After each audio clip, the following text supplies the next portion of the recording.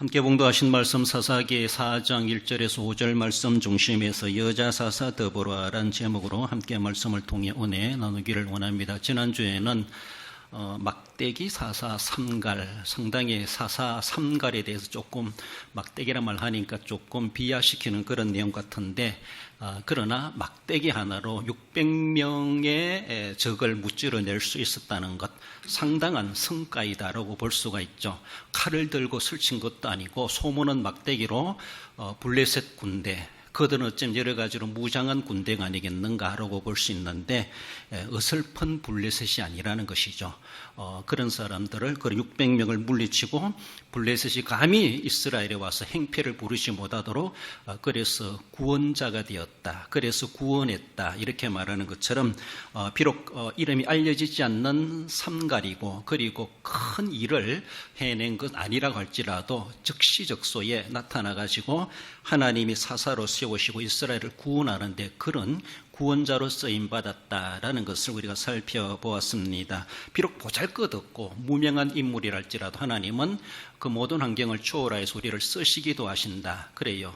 내가 손에 쥐고 있는, 나는 어떤 막대기를 들고 있는가? 일주일 동안 여러분들은 무엇을 손에 즐겨 잡고 그것을 가지고 오늘까지 살아오셨습니까? 내가 즐겨 사용하는 그 손에 든 그 보잘것없는 농기구, 어떤 것들, 알속 깨는 거라든가 순천히 한 거라든가 아니면 아무것도 안 들었어도 맨손으로라도 하나님 앞에 쓰임받을 수 있다는 걸 우리는 늘 기억하며, 나도 하나님 앞에 어떻게 쓰임받을까, 내가 즐겨 사용하는 그 한 가지를 가지고 내가 주님 앞에 영광되는, 하나님 영광 돌리고 주님의 나라에 유익하게 쓰임받는 그런 쓰여지는 도구가 되길 원합니다. 그래서 가해질을 하더라도 어떤 호미질을 하더라도 하나님, 이 호미질을 통해서 하나님이 영광 받으시고 모든 사람들에게 구원까지는 아니랄지라도 유익을 끼치는 자, 오늘의 작은 사사와도 같이 나도 그 역할을 하길 원합니다. 내가 사용한 이 농기구를 통해서 하나님이 사용하시고 영광 받아 주옵소서. 주님 나라 건설해 가는데 그래 적으나마 이바지해 가는 그런 우리의 행동과 삶이 될 수 있다라면은 삼갈 못지않게 우리도 귀중하게 오늘도 역할을 하고 있다라고 볼 수 있습니다. 오늘은 두 여인이 나타나고 있는데, 여인들의 활동, 여인들의 공헌을 생각해 볼 때 이미 드러난 사사 더보라가 있는가 하면은 야엘이라고 하는 산에 있는 염소, 들염소란 의미를 가지고 있는 야엘이란 여인이 나옵니다. 그래서 야엘과 더보라는 말은 꿀벌, 꿀 이렇게 말합니다. 그래서 어떤 사람은 적과 꿀이다 이렇게 말합니다. 젖나는 염소, 그리고 꿀이 쏟아지는 더보라. 그래서 적과 꿀이 흐르는 가나안 땅이다 이렇게 말하는 것처럼 상당히 두 여인이 오늘의 더보라 사사 시대에 큰 역할을 했던, 그동안에 남자들은 뭐 했는가 이런 말도 나오기도 합니다. 그래요. 남자들을 부끄럽게 했던 이 두 여인의 등장을 통해서 이스라엘을 하나님께서 귀중하게 구원자로 쓰셨다라는 것을 볼 수 있습니다. 비록 여자는 약하지만 어머니는 강하다 이렇게 말하는 것처럼 우리가 약하다고 하는 것은 약하다고 해서 못 쓰임받을 수가 없다라는 겁니다. 나는 이것저것 못하고 나는 성품적으로 약하고 용기도 없고 그리고 나는 여자입니다 이렇게 말할지 모르지만은 어쩌면은 사도 바울도 고린도서 11장 30절에 내가 부득불 자랑하리니, 내가 자랑할 것이 있다라면은 나의 약한 것을 자랑하노라 이렇게 말합니다. 자기가 잘난 것 자랑하지 말고 내 약함을 자랑한다고 하는 것은 내 약함을 통해서 하나님의 강함이 나타나게 되고, 하나님이 나 어설픈 이런 손, 어설픈 도구, 어설픈 내 어떤 지식, 그것이랄지라도 너무나 미약합니다. 약합니다. 허약합니다. 육체도 그렇지만 하나님은 쓰실 때에, 사도 바울도 내가 약할 때 난 도리어 자랑스럽다, 자랑한다. 왜? 하나님이 나를 강하게 쓰신다는 것이죠. 내가 강하면은 하나님이 강하게 역사하는가 모르겠는데, 아무튼 사도 바울은 자기 약한 것을 자랑한다 이렇게 말하는데, 우리의 그런 약점, 우리의 여러 사람들이 좀 부끄러운 그런 모습들, 열등의식을 가질 만한 그런 모습이 있다 할지라도 하나님이 쓰시면은 쓰신다는 것을 우리는 생각해 볼 때, 하나님 그걸 원하실 때, 하나님 내가 이렇게 미약한데 이거라도 쓰시렵니까? 주님이 좀 쓰자고 하면은, 주가 쓰시겠다 하면은 얼마든지 주님 앞에 내어드릴 수 있는 우리의 모습, 그렇게 오늘 본문에 야일이라는 사람과 더보라의 두 여인이 그렇게 하나님 앞에 쓰임받은 것을 봅니다. 본문으로 돌아와 여자서사 드보란자에 주시는 말씀, 먼저는 가나안 왕 야빈이 이스라엘을 20년간 괴롭히게 되는 것을 볼 수가 있죠.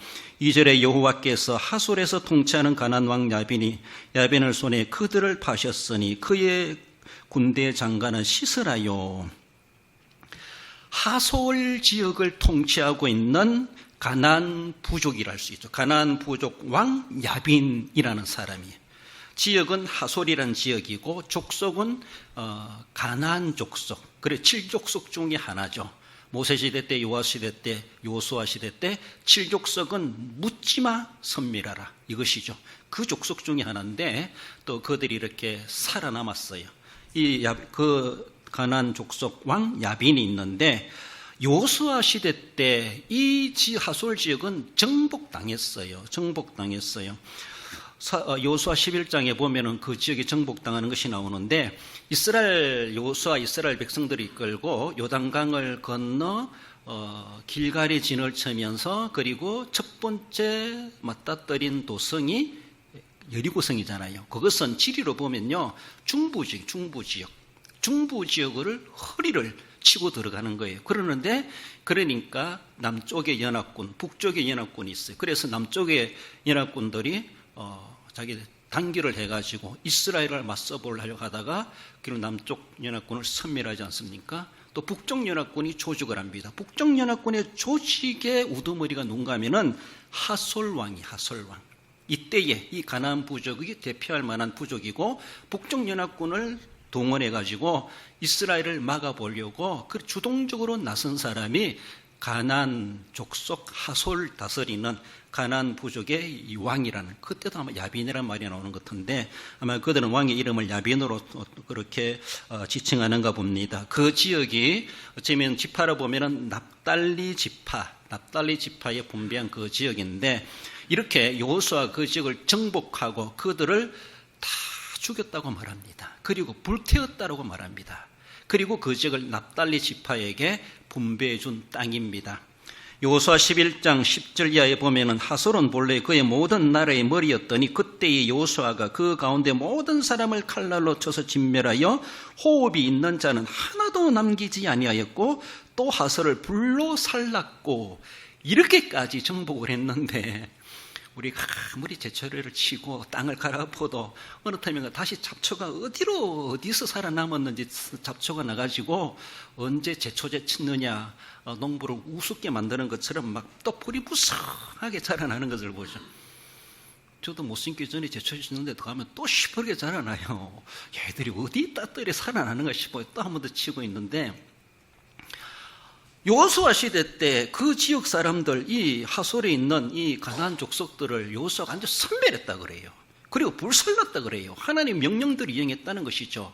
쉬운 말로 씨를 말리듯이 완전히 이스라엘 입장에서 바라볼 때는 그렇게 했다라고 했는데, 어쩌면 오늘에 와서 그들이 어디에서 살아남았는지 그 후손들이 커가지고 이제는 이스라엘을 능가하는 강력한 국력을 가지고 있는, 그들의 부족의 세력을 가지고 있는 것을 볼 수가 있죠.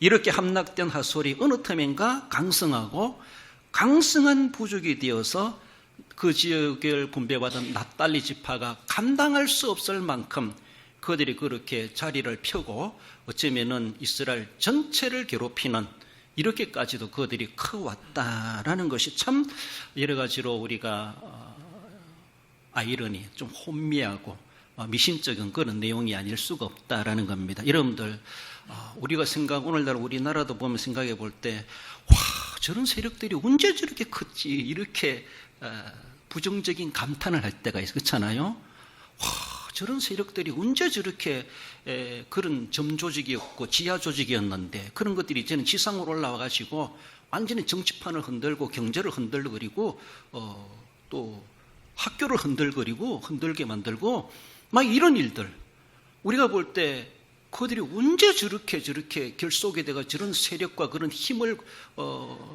가져왔는지 참 죄송해요. 그 악하고 나쁜 것들을 얼마나 잘 크는지 몰라요. 크라는 곡식은 잘 안 크고 잡초는 무성하게 잘 자라는 거, 그럼안줘도 잘 크는 것처럼 이런 영적인 모습에서도 신앙적인 모습에서도 그런 것 같아요.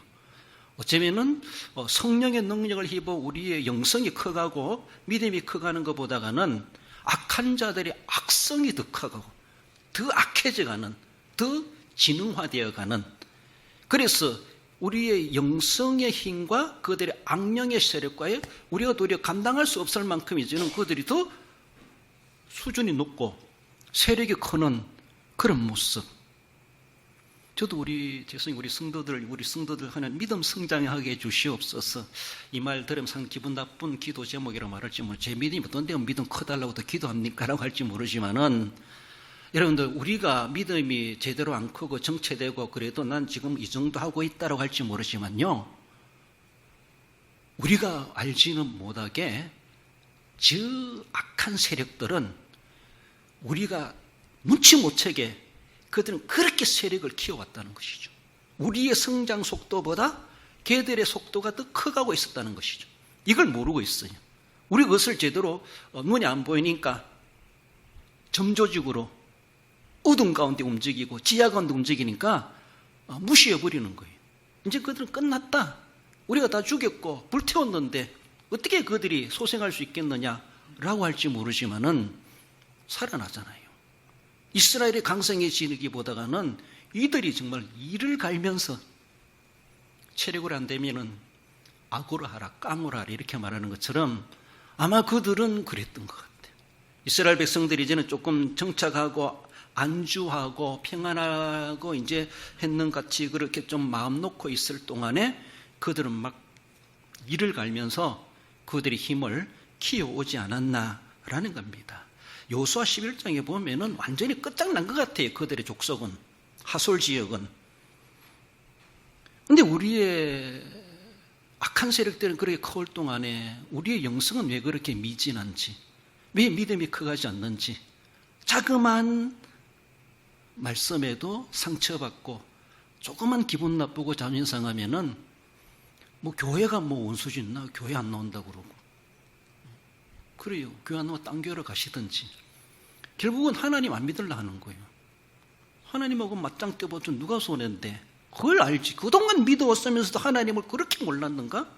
자기들의 신앙의 수준이 그 정도밖에 안 되는가? 본색이 드러나는 것처럼 그럴 수 있어요. 내 믿음은 어떤가 생각해 봐야 돼요. 나보다도 저 악한 세력들은 나보다 더 급속도로 가속적으로 힘이 커가고 있는 것은 아닌가? 이제 내가 감당할 수 없을 만큼 다 큰 자식 내 마음대로 못한다 말하는 것처럼 그래요. 나는 점점 세져가고 내 자식은 힘이 더 세져가고 사회적으로 더 활동해가고 머리도 더 뛰어나고 이러다 보니까 말로도 안 되고 지식으로도 안 되고 힘으로도 안 되고 그럼 우리는 인격으로 영성으로 제압해야 되는데 그것이 안 된다는 것이죠. 세상 사람들하고도 마찬가지예요.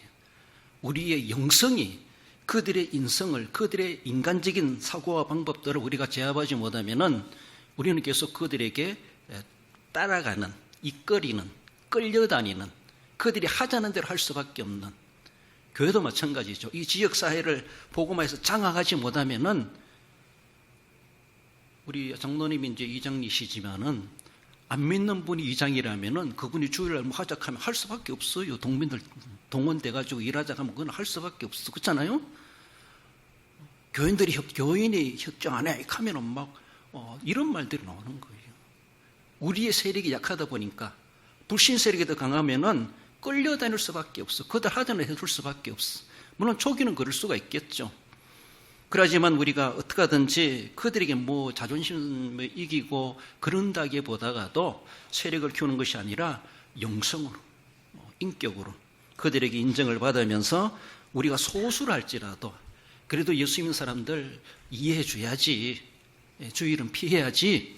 그래도 불신자들 그 정도라도 우리에게 그럼 우리가 평일날은 더 협조 잘하고 더 2배로 해주고 이런 모습이 됐을 때 그런 우리의 영향력, 우리의 자존심, 우리의 신앙의 정체성을 지켜갈 수 있는데 어쨌든 본문에 나오는 이 납달리 지파나 이 지역에 더 나아가서는 이스라엘 전체가 그동안 너무나도 방심했다라고 하는 것을 볼 수가 있습니다.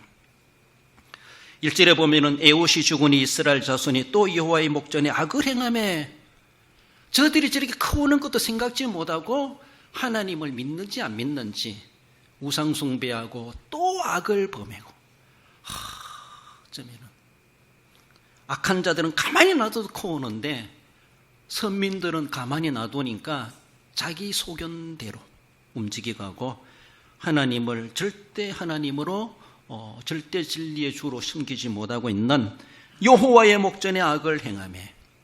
그래요. 그래서 엔손잡이 사사 여호디오에 80년간 평안했고, 그래 잠시 삼갈이 나타나서 블레셋을 물리치고, 그러지만 계속 이제 드보라 사사가 등장하기까지 어쩌면은 이렇게 하소를 다스리는 가나안 왕 야빈에 의하여서 20년간 이스라엘 백성들이 학대를 당하게 되었다. 물론 하나님이 그들을 들으셔가지고 범죄한 이스라엘을 치시는데 막대기로 하나님이 채찍으로 사용하시게 된 것이죠.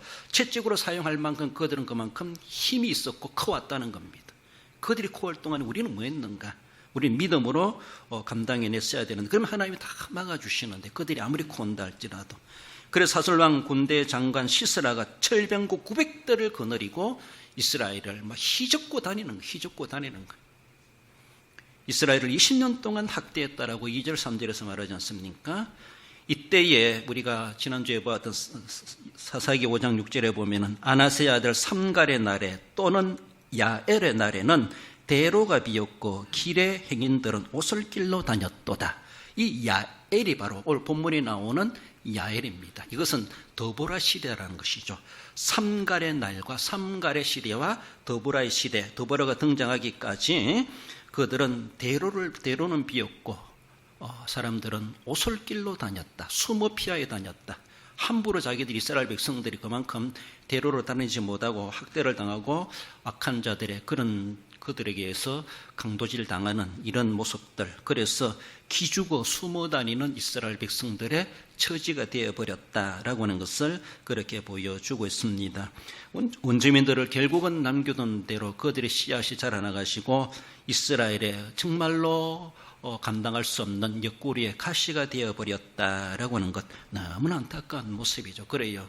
우리의 정치, 경제, 교육, 사회, 종교, 우리 교계도 더욱이, 다른 건 몰라도 더욱이 우리 신앙적인 모습에서 신학이 점점 세속화되어지고 자유화되어지고 인간들과 타협화되어가는, 그러니까 정치도 보수가 없어지고 신앙도 보수가 사라져버리고 힘이 무력하게 되고 이겨내지 못하고, 그러니까 우리는 당할 수밖에 없는 거예요. 당할 수밖에 없어. 그러다 보니까 어쩌면은 고난의 시대가 우리에게 정치적이든 종교적이든 우리는 당해야 되지 않겠는가, 이런 생각까지. 그렇지만 이때 하나님께서 정말로 쭉정이를 날려보내시고 알곡을 남겨두셔서 다시 회복해 하시지 않습니까? 그래서 사사 드보라가 등장하면서 이스라엘을 하나님 다시 또 회복해 하시죠.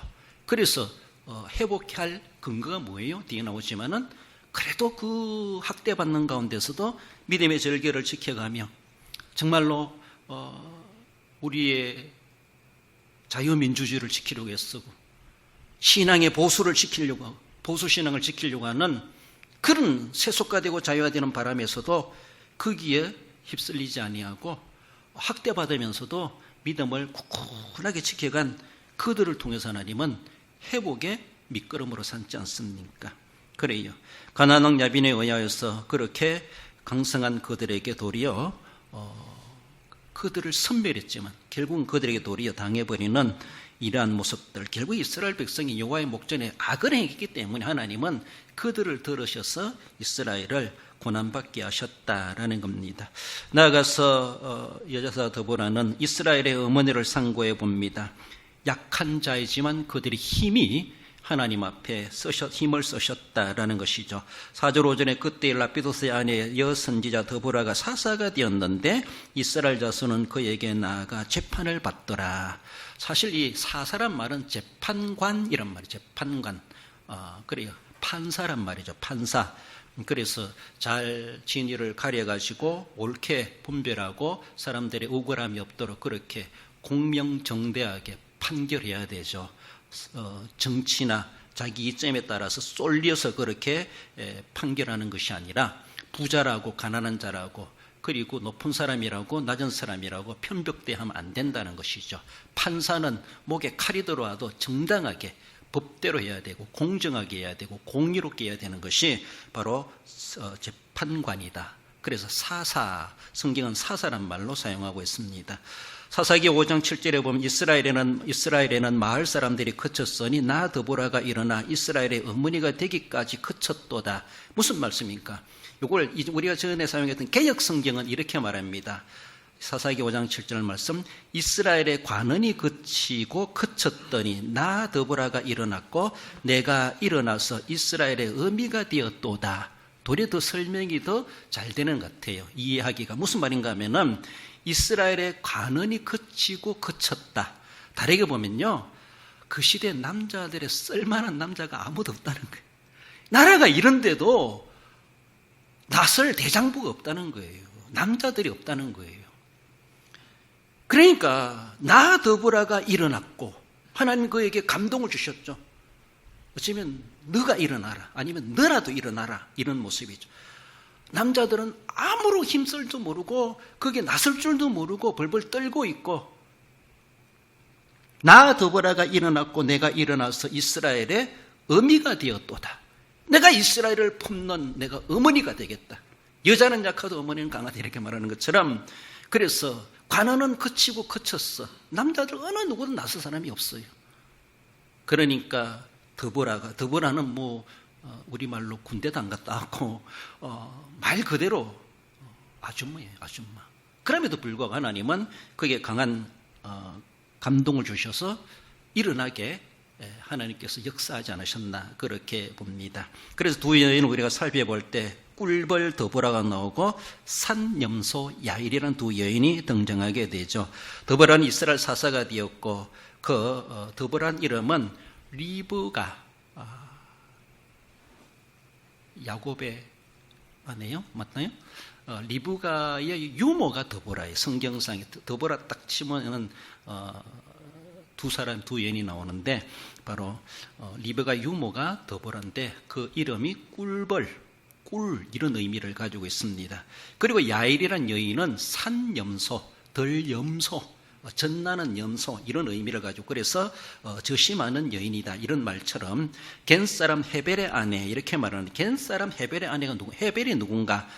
어쩌면은 사사기 4장 11절에 보면은 모세의 장인 호밥의 자손 중 겐사람 헤벨이 떠나 게데스 가까운 사하나님 상수리 나무 곁에 이르러 장막을 쳤더라. 무슨 말인가 하면은 모세의 장인 호밥, 모세의 장인이 호밥인가요? 성경이 어떻게 나와요? 로우에라는 말이 나오고 이드로라는 말이 나와요. 우리 이드로가 익숙하죠. 이드로의 양을 치다가 하나님의 부름을 받죠. 출애굽기 3장에 보면요, 그래요. 미디안 광야에서. 그래서 이드로 말이 익숙한데 그 본명이 르우엘이 아닌가, 이렇게 보고 있고, 이드로는 자기가 제사장이 되면서 제사장에게 이름을 붙여준 것이 이드로. 그래서 그건 제사장의 존호, 이렇게 말해요. 존호. 존귀한 자에게 호를 붙여주는 것처럼. 그래서 우리나라에서 호를 쓰는 것처럼 로우엘은 본명이고 이드로는 제사장에게 붙여주는 새로운 이름이 아니었나, 이렇게 보는데, 오늘 본문에서는 모세의 장인은 호밥, 이렇게 말해요. 호밥. 그리고 호밥의 자손 중에 겐 사람이 있는데 그 겐 사람의 아내가, 겐 사람 헤벨이 있는데 그 헤벨의 아내가 바로 야엘입니다. 야엘. 그래서 이드로의 후손 중에 출애굽 대열에 참여해가지고 이곳까지 따라와가지고 사실 유다 지파 속에 그게 땅을 분배해 줬는데 결국 그들은 유다 지파를 떠나가지고 납달리 지파 지역에 옮겨가가지고 거기에 거하게 되었다라는 것이죠. 그래서 지금 난리난 데가 납달리 지파잖아요. 난리난 데가. 그래서 이 여인의 집과 관련되어 있습니다. 그렇게 말해요. 이 헤벨이라는 사람이 이 게데스 가까운 사하나님 상수리 나무, 이건 게데스라는 것은 갈릴리 지역 북쪽 지역입니다. 원래 유다 지파는 이 남쪽이잖아요. 그렇잖아요. 근데 남쪽 지역에 분배해 줬는데 명을 어기고 저 북쪽으로 올라가고 납달리 지역, 게데스, 갈릴리 지역 그쪽에 새로운 땅을 얻어가지고 거기서 살고 있었는데, 이 헤벨이라는 사람이 가나안 족속과 아주 친밀하게 지냅니다. 친밀하게. 오늘 본문에 나오는 가나안 왕 야빈, 이 족속들과 가까이 친밀하게 지내. 그 지역을 응거지로가 있는 가나안 족속 하솔 지역이죠. 거기 하솔 지역이고 야빈이잖아요. 야빈의 왕과 아주 친하게 지내는 집안입니다. 그래요. 이런 모습에서 이제 그 집이 헤벨이라는 사람, 그 안에 야엘이라는 여인이 관련돼 가지고 이 전쟁에 여기에 등장하게 되었다. 그 집이 관련되는 것을, 그래서 본문의 말씀이 이런 말씀이 관련되고 이야기합니다. 그래서 납달리 지방의 사하나님 상수리 곁에 이주해 살면서 이스라엘을 앞지 않은 가나안 사람들과 친분 있게 지냈다는 겁니다. 이방 족속과 친분 지내는 그 자체가 어쩌면은 영적으로 신앙적으로 이탈한 거나 똑같아요. 그러니까 제 소견 오른 대로 살아가는 그 가문 중에 하나가 헤벨의 가문, 이도로의 후손들이 그렇게 되어버렸다는 것이죠. 그러니까 이스라엘 백성들과 친하게 지내고 이방인들과 조금 경계를 하고 그래야 되는데 도리어 가나안 족속들하고 친하게 지내는 친분을 갖게 되었다는 것이죠. 이런 모습 속에서 이스라엘을 앞지 않은 야빈과 손을 잡고 가까이 지내면서 결국은 이 전쟁에 우연인지 필연인지 깊이 관련되는 그 집안이 되었다라고 하는 것을 말씀하십니다. 무슨 말인가 하면은 이스라엘 백성들에게 드보라는 자기는 군대를 모르잖아요. 그래서 바락이라고 하는 장군이 있어요. 바락 장군을 불러가지고 빨리 납달리나 그리고 그 지역에 있는 사람들을 10,000명을 모아가지고 다볼산으로 집결시키십시오. 다볼산에 집결시켜가지고 그래서 우리가 속된 말 한판 뜹시다. 즉 가나안 족속과 전쟁을 해가지고 이 압제 소리가 20년 동안 압제를 당했는데 이제 우리가 벗어나야 되지 않겠습니까? 아마 하나님의 계시를 받은 드보라가 이 작전에 대해서 이 작전을 바락 장군에게 알려줍니다. 나는 여자고 잘 모르니까 당신은 장군이니까 당신이 군대를 모아가지고 내가 하라는 대로 하세요. 그래서 그 납달리 지파의 중심의 사람들을, 그 지역 사람들을 10,000명의 군대를 모아가지고 그 가까이 있는 다볼산으로 집결시켜가지고 이 전쟁을 대비하세요. 하나님의 계시를 받은 대로 알려줍니다. 그러니까 바락 장군이 당신이 안 가면 난 안 갈 거예요. 개성이 등신 같은 남자. 그러니까 남자 쓸모가 없는 거예요. 드보라가 안 가면 바락 장군이 안 가겠다는 거예요. 그러니까 드보라가 좋습니다. 제가 따라가 드리지요. 그러나 이 전쟁의 영광은 당신에게 돌아가지 않습니다. 이것을 예언적으로 합니다. 결국은 장군으로서 군대를 지휘하지만은 승리에 대한 영광은 이 바락 장군이 갖지를 못합니다. 그래요. 드보라가 안 가면 자기도 안 가겠다는 거예요. 그래, 가면 가겠다는 거예요. 그래서 드보라가 그러면 저도 현장에 갈게요 라고 하면서 같이 현장에 가게 됩니다. 그래서 다볼산 직결시켜 가지고 있는데 이 정보가 이제 또 가나안 족속들이 가죠. 그러니까 저들이 산꼭대기 있다. 철병구 900대를 거느리고, 철병구 900대라는 것은 보병은 또 몇십만 명이 되겠죠. 그러니까 이 산을 딱 포위해가지고 내려오긴 해봐라 라고 하면서 막 산 밑에서 이제 막 기다리고 있는 거예요. 완전 포위당한 것처럼. 그렇죠? 내려올 수밖에 없죠. 그래서 하나님의 작전이 어떻게 되는가 하면 성경은 자세히 안 나오는데 그런 말이에요. 그 밑에가 뭔가 기손강이 기손강 평지예요. 산 밑에 기손강이 흐르는데 하나님께서 이 강을 범람하게 만들었다는 거예요. 그래가지고 그 지역 평지를 진흙탕이 되게 해요. 진흙탕이. 이때에 하나님께서는 그 이스라엘 백성 다볼산에 있는 군사를 기습 공격하게 해가지고, 그러니까 철병 900대가 진흙탕에 빠져가지고 제대로 굴러가지도 않아요. 그래가지고 이 시스라, 이 야빈의 군대 장관이 시스라죠. 야빈은 왕이고 그가 가나안 족속 지휘하는데 철병거가 움직이지 못하니까 철병거 내려가지고 도보로 도망갔다가 도보로. 철병거가 움직일 수 없으니까 진흙탕에 빠져가지고 말이 900마리라. 900대면 그렇잖아요. 한 마리 끈다 할지라도 말이고 사람이고 뒤범벅 돼가지고 막 진흙탕에 빠져가지고 나살리라 하고 도망갈 수밖에. 혼비백산, 하나님이 그렇게 만들었습니다. 그리고 이스라엘 백성들은 쫓아가면서 죽이는 거예요. 쫓아가면서. 그러면서 이 시스라가 도망가는 어디로 갔는가 하면은 이 헤벨의 집에 들어갑니다. 잘 알기 때문에, 친분이 있기 때문에. 도망가다가 숨어 들어가가지고 잘 아니까 장군이 어서 오시옵소서. 여기 나 안 왔다고 해라. 입단속 시키고 피곤하니까 누워있습니다. 그래서 이불로 덮어주고 내 목마르니까 마실 거 좀 갖고 나니까 이 야일이란 헤벨의 아내 야일이 젖을, 우리말로 젖을 한 통 주겠죠. 마시라고 목마르다니. 그래서 젖을, 그 이름이 야일이란 말이 젖이란 말이에요. 들염소, 산염소, 자기 이름에 맞는 젖을 그에게 먹이고 피곤하니까 주무시게 합니다. 이불을 덮고 자요. 그런 가운데 하나님은 이 야일이란 여인에게 감동을 주십니다. 그래야 이 시스라가 잠든 사이에 저도 옆으로 잘 자는데 관자놀이에 말뚝을 박아버립니다. 관자놀이 어디라요? 여기. 옆으로 잤는가 봐요. 말뚝을 한 방에 박으니까 뚫혀가지고 땅에 꼽혔다 그랬어. 그래가지고 속된 말로 찍소리 못하고 그 자리에서 이 장군이 즉사해버립니다. 그러는 가운데 이제 완전히 그들은 가난 군대들은 완전 포위되어 완전 다 도망가 버리고 바락 장군은 저놈들 잡아라 하면서 쫓아오는데 결국은 이미 거기에 장군은 죽었는데 죽은 시체를 향하여 바락 장군이 달려오는 것이죠. 얼마나 어리석은 모습인지 몰라. 도리 그 공을 세운 사람은 바락 장군이 아니라 헤벨의 아내 야일이 됩니다. 야일. 그래 야일이라는 말이 등장하죠.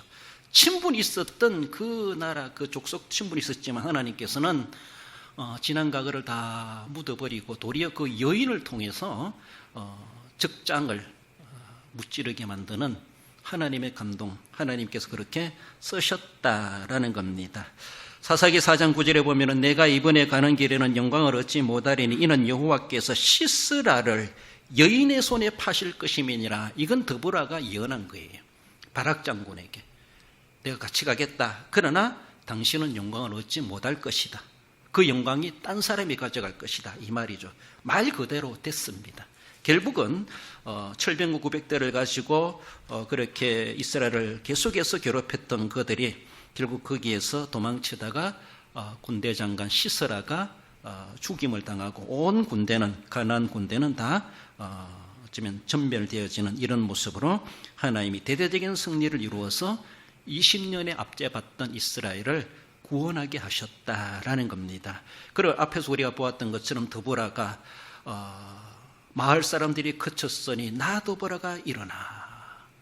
드보라라도 세워서 하나님께서는 구원자, 사사로 삼으셨다라는 겁니다. 드보라가 생각할 때는 아무도 안 일어나니까 나라도 해야지라고 했을지 모르지만 그건 인간적인 생각이고 하나님 입장에서는 바로 너밖에 없다. 적임자로 하나님은 정하셨고 사람들이 볼 때는 저 여인 내가 뭐 하겠어 라고 할지 모르지만 그러면서도 남자들은 아무도 나선 사람이 없고 장군이라고 바락이라고 있었는데 이 바락도 당신이 안 가면 나도 안 가겠습니다. 이런 모양. 그러니까 남자들이 각성하라 이런 말도 나오는 거예요. 그 시대 남자들이 뭘 했는지 너무나 부끄러운 그런 모습이기도 한데 그러나 하나님은 이 드보라라는 여인을 너무나 미약하고 전혀 분위기 안 맞는 전쟁통에 귀한 인물로 하나님이 쏘셨다는 것은 그를 구원자로 삼으셨다는 것은 생각지 못한 그런 모습.